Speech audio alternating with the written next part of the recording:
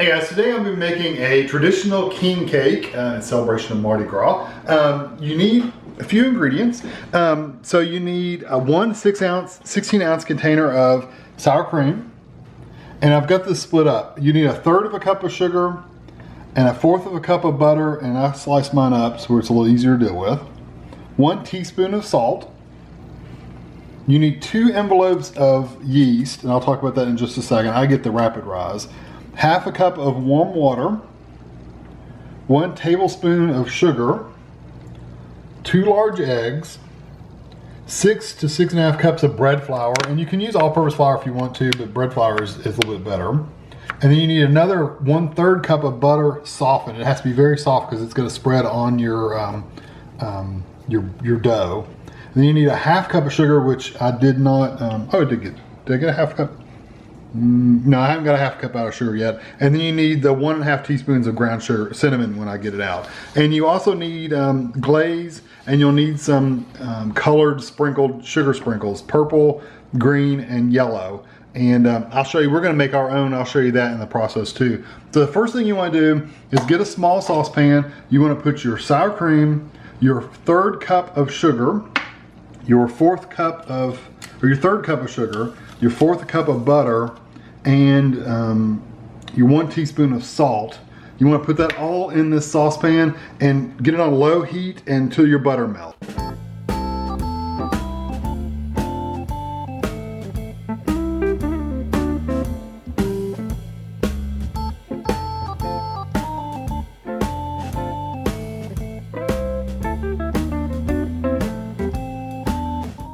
Okay, so I wanted to tell you about the yeast. I use rapid rise yeast, which you do not need to put in water and stuff like that. If you use regular yeast, like regular, just not rapid rise yeast, get warm water. It's 1/2 cup of warm water. I'm still gonna put the warm water and the sugar in the batter, the dough, but I'm not gonna mix it in first because there's no reason to.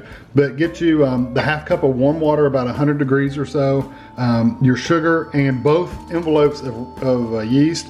Put it in your water and leave it in there probably about 5 minutes till it starts to foam up.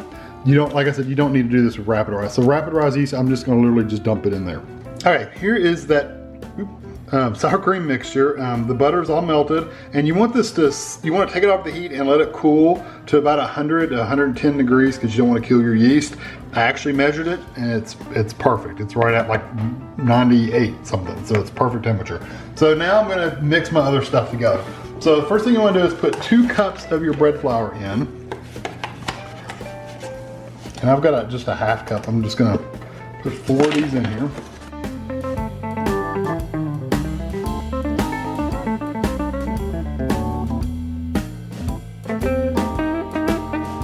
And then I'm gonna take both my pouches of yeast and kind of pour them on one side.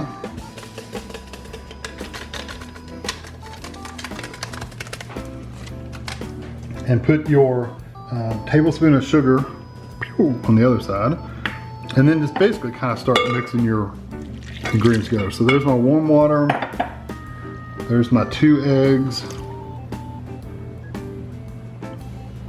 and then I'm gonna mix my cream cheese mixture in here.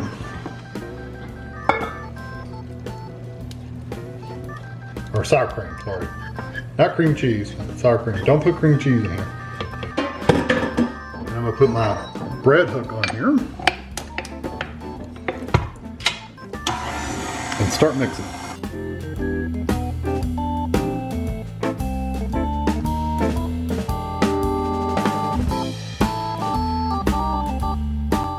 Okay, I did switch over to a paddle because it wasn't, this dough hook wasn't breaking up the lumps of the flour, so I flipped over to a paddle and mix it, a beater, and mix it up really good till it got smooth. And now it's pretty smooth. So you want to turn this back on low, and you want to add another 4 to 4.5 cups of this bread flour. And I usually put in like 1/2 cup at a time.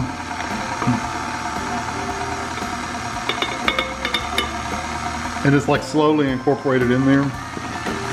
And you may not need a full 4.5 cups, you may only need 4. We'll have to see when it starts pulling away the dough from the edges.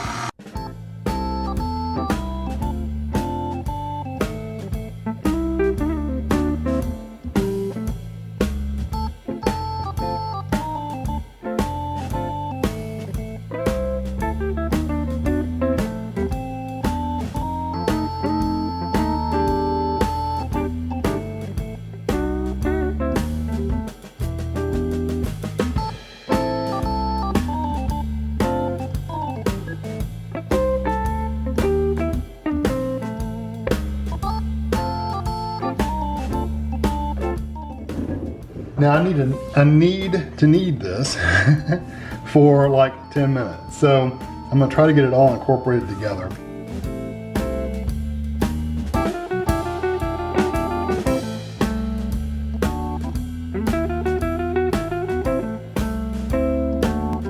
Here's the dough, and I've got a bowl that's been sprayed with cooking spray, and I'm just gonna, you put it in there and kind of roll it around to where you get a little bit of oil on the top and the bottom. Now what I'll do is I've got my oven set for proof. If it's warmer inside your house, like 85 degrees or so, you can leave it sitting out on the counter. But if it's not warm, like you did in here, use your proofing drawer in your oven, cover it with plastic, stick it in there, it'll be good. So this is gonna rise for at least an hour. Okay, while my bread is still in the oven proofing, rising, I'm gonna mix up my purple, green, and yellow or golden sugars. So you can buy colored sugars if you want to, but if you happen to have the gel food coloring, it might work with regular liquid food coloring. I don't know, I've never tried it, but I know the gels work really, really well. So what I did was there's about a third of a cup of sugar, maybe just a little bit more sugar in each one of these Ziploc bags. I've just folded them over so they'll stand upright. And what I'm gonna do is just take my colors, and I'm gonna take my purple, and I've got a toothpick here. I'm gonna stir it up a little bit. Mine looks pretty good, so I don't need to stir it up too much, but get a toothpick full and just kind of get it close to your sugar. Don't stick it in your sugar because you don't want that in your food coloring. And you want 2 toothpicks full. And that toothpick can be put to the side. And then you can see it right there, the purple. And then you want to unfold your bag. Lay the sugar over to where it kind of covers that up, and then you want to press out most of your air. And I actually have a video of doing this with some green before, so if you want to check it out separately you can, but I do the exact same thing. So seal your Ziploc bag, and then it's really just a matter of working that sugar into the coloring. And there's no right or wrong way to do it, it's just work it in there. And it'll look like it's not doing much, but it is, trust me.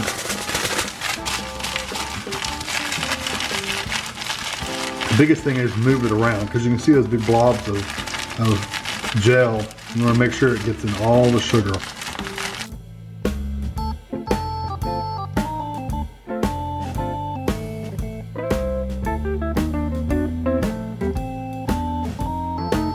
That looks pretty good to me. So now you're just going to do that with the same thing with the yellow. And I may do 3 of the yellows because you want a golden tone.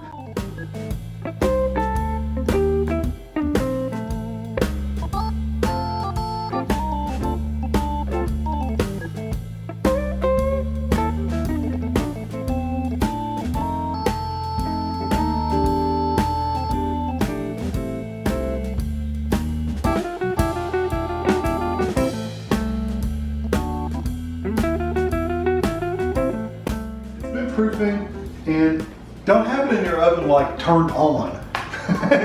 Ours has a proofing function on it, so you don't want to have the actual oven like on, like 120 degrees or 150 degrees or 200.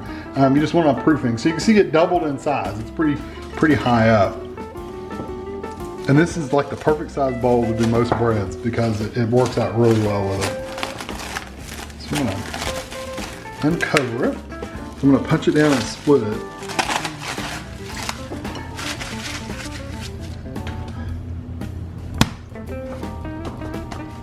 Literally punch it. And then I wonder how the best way to get half.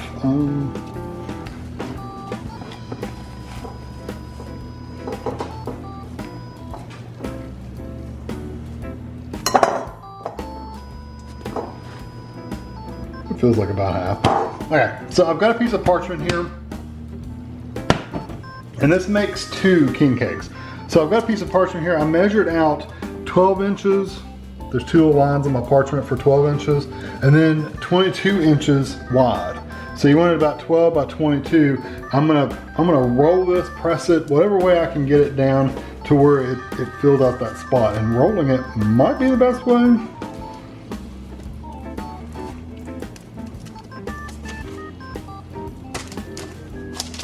because it's going to be pretty thin. I'll just stretch it. But you don't want the dough to pull apart either. So let me get my rolling pin out.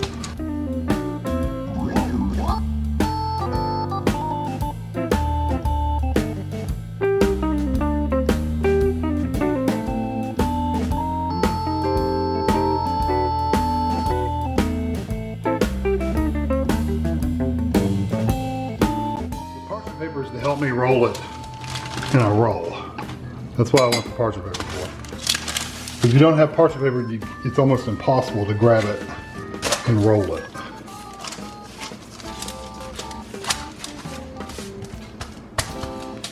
Okay, so my cinnamon sugar, I've got half cup of sugar and 1.5 teaspoons of cinnamon.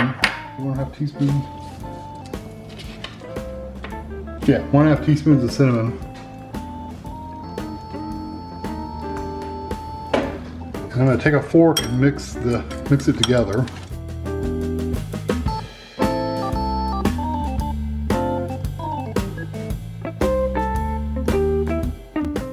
We have to take the butter, and this is, which is the total? It was 1/3 of a cup, and I split it in half, and it's been laying out softening for a while. So I want to spread this butter up until about 1 inch away from the edge. And it's fairly soft.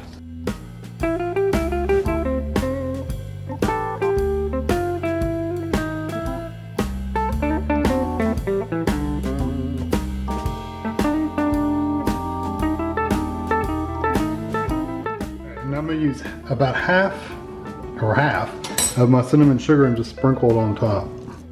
So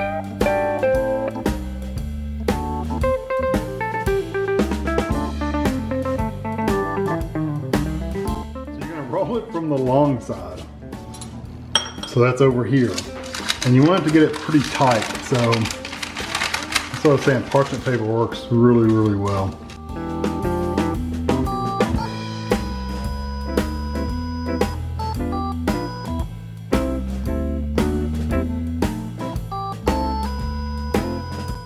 Make it into an oval, and if you wet the tips of your fingers, get the end of your dough wet, you can pinch it together.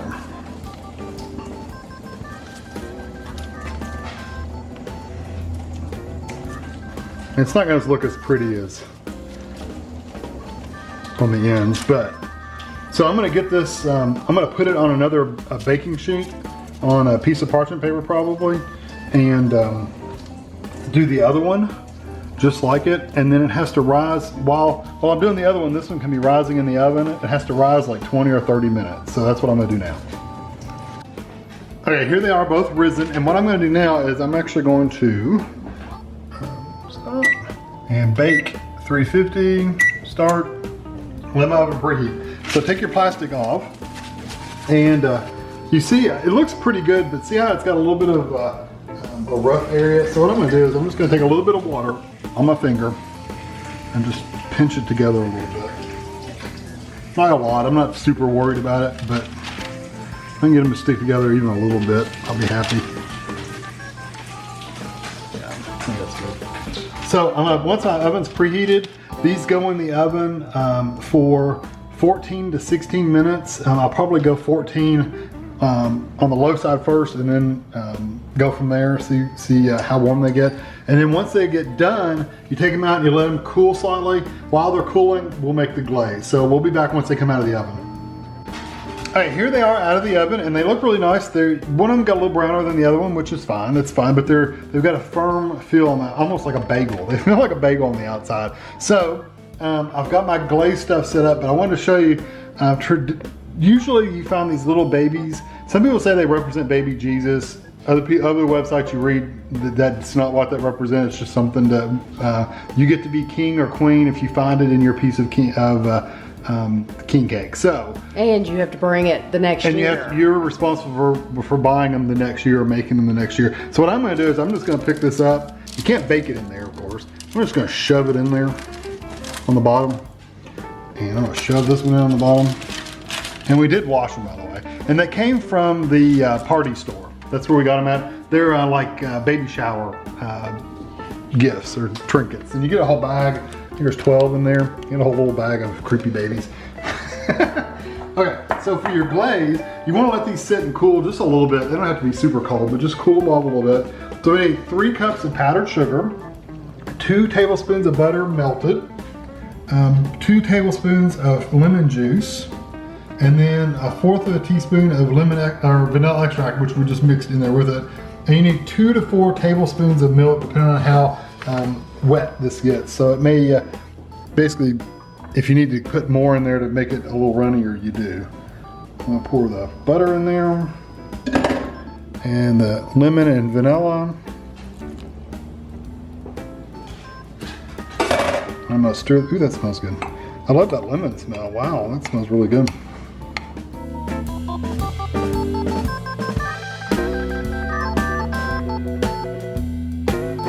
You're definitely gonna have to add at least a couple tablespoons of milk.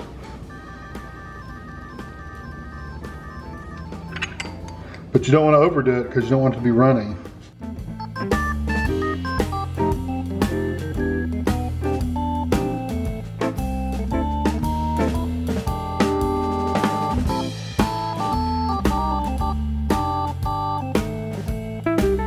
Let Tammy do the glaze because she's pickier than I am.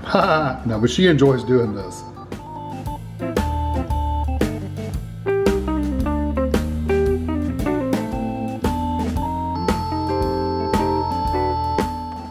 Okay, there's the glaze, and now we're going to do the sugar, and you just basically alternate colors.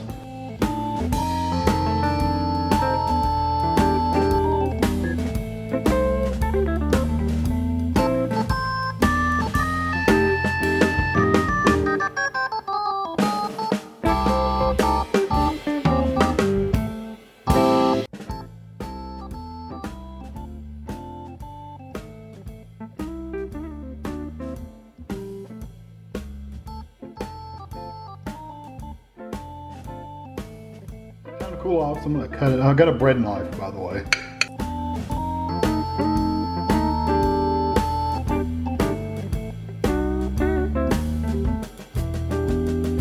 This is our first king cake, isn't it? I've had one at work. Oh, have you? Yeah, somebody brought one in, but it was just from a deli, like I mean a bakery, and it wasn't this. It wasn't risen this high.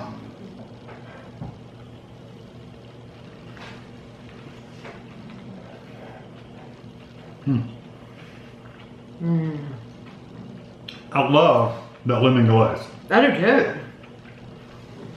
You would not think it would make that much of a difference, but it. Well, it was 2 tablespoons of lemon. Well, it really does come through.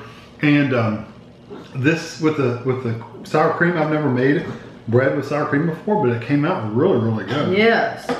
And you can taste the cinnamon. I know I probably put the sugar on a little thick, but I like the texture of the sugar. No, too, if you do a little crunchy. Yeah, and the lemon that we used, it said fresh lemon, but we used the lemon, the concentrated lemon bulbs or bulbs or something. That is excellent. Good cinnamon flavor, cinnamon sugar flavor. Personally, I probably could use just a touch more cinnamon. I wouldn't have minded more cinnamon. Yeah. Yeah. Just to make it more cinnamon rolly. Yeah. But I think it goes really good with that. The lemon and the cinnamon go really good together. Yeah, you could definitely, if you wanted to, you could add a little bit more cinnamon to it. It's not going to hurt it for sure. But this is delicious. Yeah, it's a good recipe. I think the only thing I would change a little bit is just brown it up a little bit more on the top. If it's risen as high as mine is, it's going to take a little bit longer to cook those inside rings. There is a couple areas, I'm going to be honest with you, that are just a little bit soft on the inside. Not really like raw, but they're a little softer than they should be. So if you bake it just in like 2 or 3 more minutes, it would be perfect. Yes. Yeah. But this is really good. So if you want to go through the trouble, and you could use any colors on the top, you know. We did this for the Mardi Gras theme, the king cake thing. The traditional colors. The traditional, but if you were to if you had a kid that liked a cinnamon roll or cinnamon bread and you wanted to do it pink and purple. You know, you could do it any colors that you wanted to. So it doesn't have to be Mardi Gras theme, although that's just the tradition. So I hope you enjoyed the video, and thanks for watching.